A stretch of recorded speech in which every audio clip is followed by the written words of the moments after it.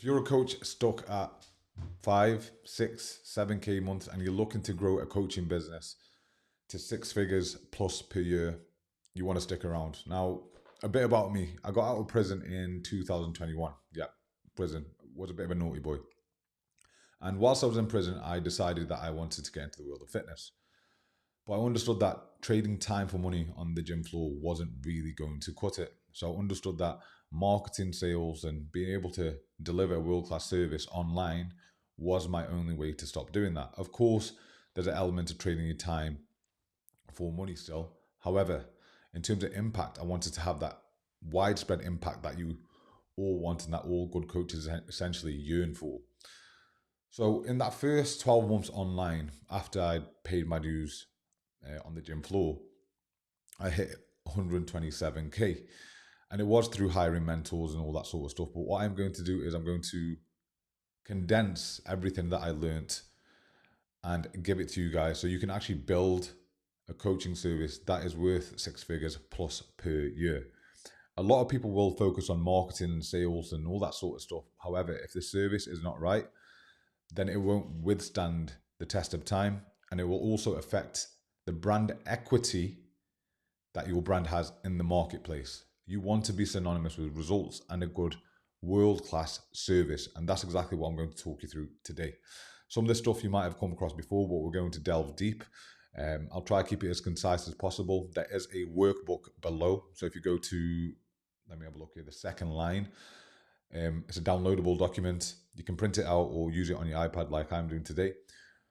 Follow along with this. It's really going to help you out. I know it's going to be tedious, but I promise you, you will know exactly what to do going forward. It will give you a lot of clarity and allow you to actually build something that you're super proud of and something that you can shout from the hilltops about. That's what we want here. So let's go. The first thing that I get every single client to do, and one thing I stumbled upon with a mentor of mine, was somebody who did my branding, and he asked me all these questions in regards to who I wanted to work with, and I thought I want to work with everyone. But I soon found out there's a thing called niching, okay? I was that green. I was that new to it. So we had to identify who I wanted to work with. So the ICP sniper, the ideal client profile sniper, we need to think like a sniper, not like one of those mass shooters at an American school. Not making a joke. I'm just saying we need to really hone it and target who we want to work with. So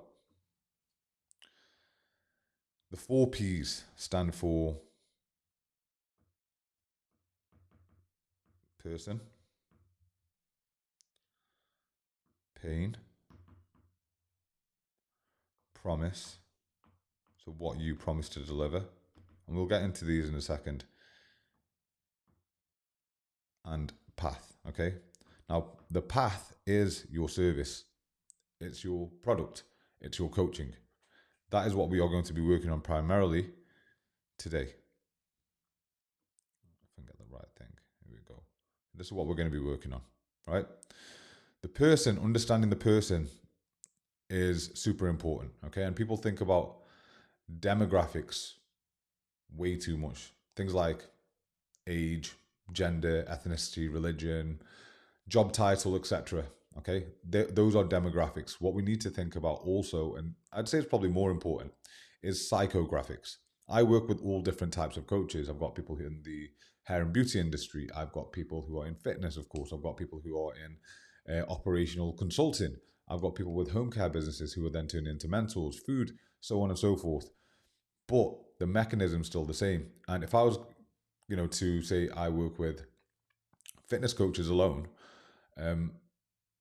that's not true because I can help a lot of people. But then you're going to think, okay, that isn't really niche down. However, the psychographics is where the real niching happens. So we want to understand that as well, okay? I'm not saying completely tear up what you are doing, but what I would recommend is own a result instead of a niche. Own a defined result. So the person. Now within every niche, there are 4 types of people. And I'm going to use a fitness example, but I want you to take this with a grain of salt and apply it to wherever you are. So you've got people who are dying, You've got people who are surviving, people who are stalling. Oops, wrong colour. Stalling. And you've got people who are not liking me today. There we go. Thriving. Okay. Now, the problem that I see a lot of the time is oftentimes people are targeting these guys down here. So I'll use the fitness example. So people who need motivation to prioritize their health and fitness, like these people are not actively seeking a solution and they probably never will. Okay. So these are like the thinkers, like they're thinking about it. Yeah. And that's all that they're going to do. Next, we've got the survivors. These are typically people who are going to like classes, gym classes, boxercise, Zumba, all that sort of stuff. They might even be going Pilates, yoga, that sort of stuff. I know that's big nowadays.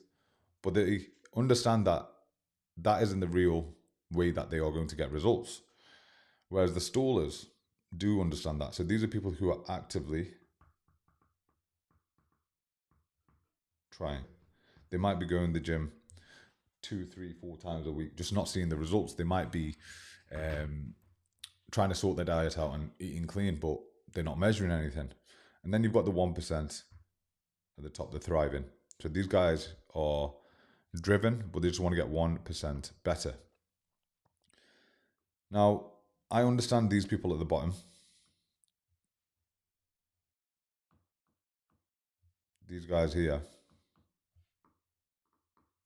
they also need help, but they are less likely to invest in themselves. They are way more likely to buy cheap things and apps. And it gets tiring, especially when you're selling a high ticket coaching service. And these guys are slow to implement. They need convincing in the DMs, on sales calls. And a lot of the time, unfortunately, they're a pain to work with. What we want to do is really target these guys here through our messaging and actually build something for them. So these guys are fast with implementation. They get a better ROI and they're a pleasure to work with, which means happy coach, happy client.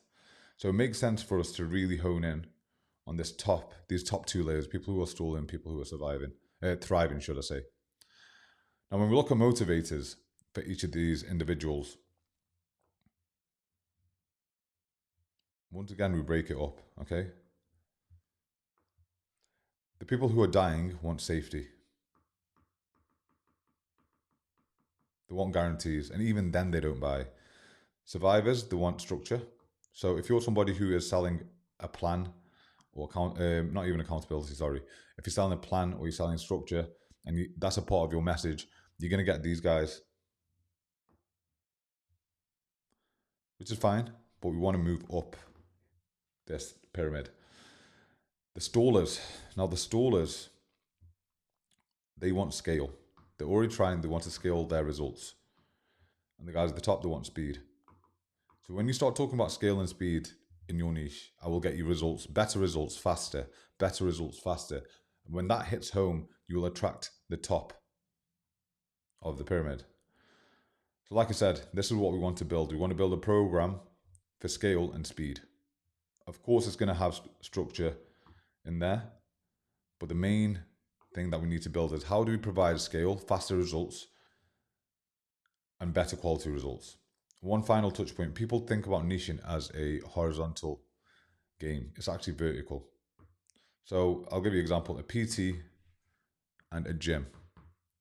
Yes, they're both in the fitness space, but two very different services. This is like a cheap and cheerful membership thing. This is in person, time for money sort of situation. Now I'll use myself as an example here. Over time, right now I'm creating 6-figure experts, right? Eventually it will be 7-figure experts because I know my skill set targeted and aimed at the right people is still going to get them results. But I need to climb this ladder with the results. And that's the game I'm playing. So when we are selecting a niche, we want to look at Three things. We've got to like the people, we have to be qualified to help them, and they've got to have the money. If you wanted to work with, I don't know, single mums, we might get on with them and you might be qualified to help them. But oftentimes what we find is they simply haven't got the money. Are you with me? So you want to have a look and when you fill this out, really think about, have they got the money? Are you qualified? And do you like them?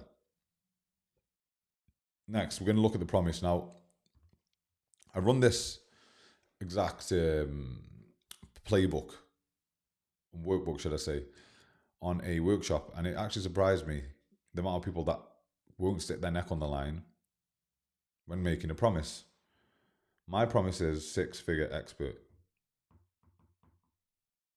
right? Very easy to understand. We want to avoid terminology like structure. I provide structure. I'm going to help you level up, become the best version of yourself. It's not tangible. Okay, it can be a part of your promise, but the main promise, you want to be able to encapsulate it in 3 or 4 words max. So really stick your neck on the line. And if you do struggle to stick your neck on the line and come with something tangible, you might need to look at yourself. And maybe it's a confidence thing and a mindset thing, which is exactly what I help with as well. In regards to really putting yourself out there, because you got to think the people who are absolutely printing money in your niche now, we've got all the clients, they deliver a very, very tangible result on the face of things. Next, the problem. So I'm going to use myself as an example. My promise is 6 figures, right? In my humble but accurate opinion, what is actually stopping someone from hitting 6 figures in a coaching business? I know it's legacy. Oh, excuse me. So I'll put L there, legacy, business acumen, and mindset. They're the 3 main barriers. And what I mean by legacy, just so you can understand, is understanding that coaching is an impact game, which then leads into a branding game. So building that as well. So the key problems stopping you guys from getting to 6 figures, I know, is business, mindset, and legacy. If you're not getting invited on a podcast, you've got no legacy. You're not, you're not building anything that's serious enough, something that people can take note of. Business, once again, if you're not getting leads, that's a business problem. Mindset, if you're underpricing, that's a mindset issue. So I understand the bottlenecks that you're going to face in achieving 6 figures, but we dig a little bit deeper. So the path. So we've got our promise in the middle. We understand it's business, legacy, and mindset. Now we need to provide solutions to the problems. And for me, there's 4. So you want to have 3 to 5 solutions per problem. So I'll use the business as an example. The solution is premium positioning, aka brand, sold out offer, so building out an offer, essentially what I'm coaching you through now, marketing, and then sales. If we get these 4 things on smash, is your business going to grow? Yes. So have a think about the problem that your ideal client is facing right now, and then think of the solutions. Think of the solutions, the minute solutions that are going to allow them to overcome that problem, and then hit this, your promise. So the distinction engine. Now we've got the solutions. I'm just going to abbreviate this. Premium position, sold out, magnetized marketing, and GYC sales. We want to name the entire system. So you'll have these bits here as well. So in total, you could have between 9 and possibly 15 solutions, micro solutions to the big problems. Okay. Now we've got the entire thing. We need to name it. Now you can use ChatGPT, you can use Claude. Mine is the 6-figure expert system. This isn't your brand name. This is your system name. Okay.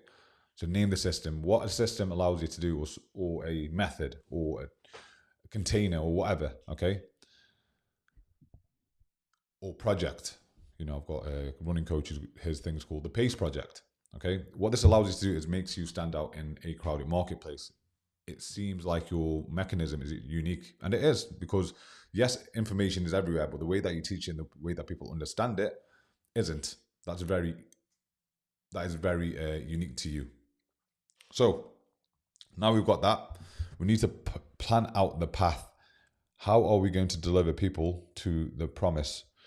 And the way I like to do it is I like to have a 30-day guarantee and then a 10-week guarantee. And what I say to people is by week 10, you would have paid for the entire program, which is 6 months by this point, and you're going to play for essentially 4 months for free. But it comes down to these milestones. Now, my first milestone is you're going to have your premium positioned, sold out offer, your marketing ready to deploy and running it, in fact, and your sales system set to go. Here is going to be the build of the program, or the rebuild. And on week 10, by week 10, we do your first launch, and you have your first 2 to 5 high paying clients. So have a think about what are the milestones that you're going to hit on your way to this promise, whether your program's 4 months, 6 months, 12 months, whatever. You need to map out this journey. Next, we got gangstercation. So similar to what I'm delivering here, I've got two rules, which I do break pretty often. But typically when I'm making a point, it's 1, 2, 3 too many, 3 points tops per section. After that, it's too many, and you can use a geometric shape. You can see as I've gone through here, I've used a graph, I've used triangles, I've used circles, I've used loads of different things. So when it comes to teaching frameworks, and this also doubles up as marketing long form content, you want to have these things that are easy to conceptualize, because we have the left side of the brain and the right hand side of the brain. We need to appeal to both. Both are responsible for learning. One's more visual, the other is more analytical and can understand words. So we need to use things like analogies and shapes and all that sort of stuff to really ingrain this when you're building out your program, similar to what I'm delivering here now. Now with the on-ramping, aka onboarding, you want to have a call at the end. So this is from the moment that somebody pays you money. What are they going to experience at every step of the way?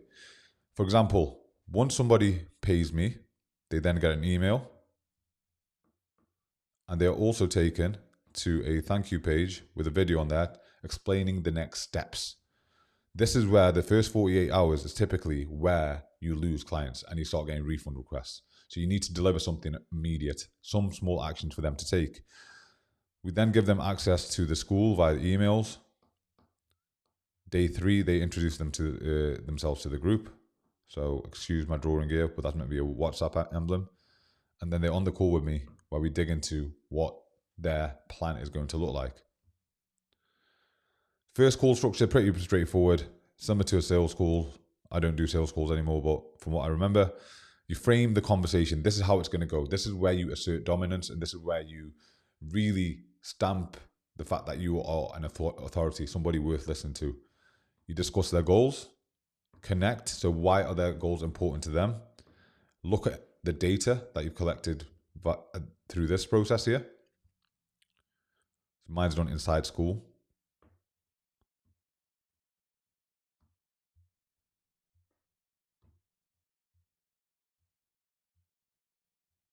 This isn't liking me today. There we go. Have a look at the bottlenecks, whatever they may be, and then come up with an action plan on that first call that you both agree on. Now, building out the offer. An offer is super important. I made a reel on it this morning. So since my cap looks a bit funny there. So since Alex Hormozy released $100 million offers, people have gone absolutely batshit crazy, making promises that they can't deliver on, and you wonder why the coaching space is so messed up right now. Now, I'm all for making big promises as long as you can back them up. But when you build your coaching service in this manner, you will be able to deliver results. And I'm not doubting for 1 second that you're good at what you do. I know you're good. But building a program, building a service that's fun to use, easy to use, gamified, it's a skill in itself. It's a different skill set. So an offer has two sides. One side is to reduce risk, and the other side is to increase reward. Okay?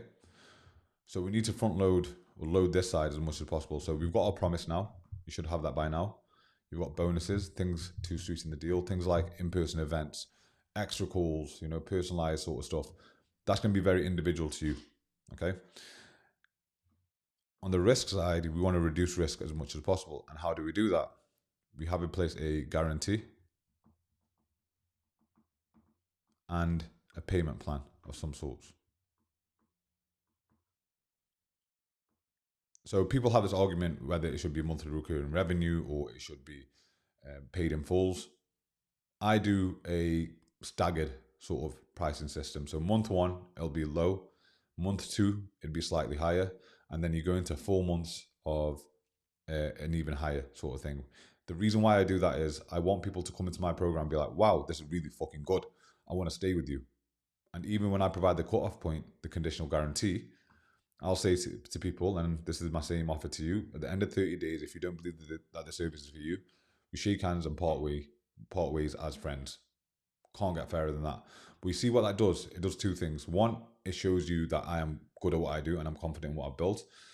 Secondly, it reduces the risk for you, which is super important. And you want to do the same for your clients. So so this is essentially like a smaller version. And what you're going to do here is whatever you deliver in your path planner,